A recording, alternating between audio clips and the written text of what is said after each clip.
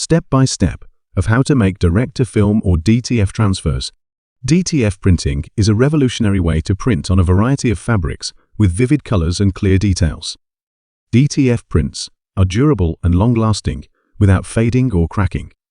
Instead of traditional custom printing techniques, this method involves transferring designs from a special film onto materials such as cotton, polyester, blends and leather using a DTF printer and a heat press.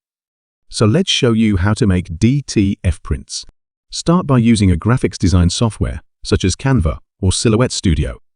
Create your custom PNG design and download with a transparent background.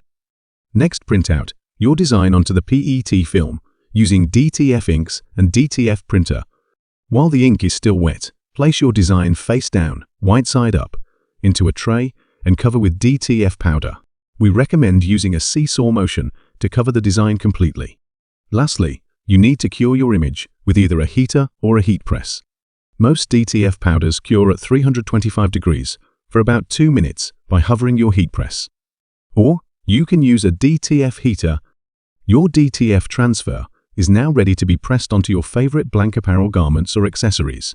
Buy in bulk, save more with BulkApparel.com.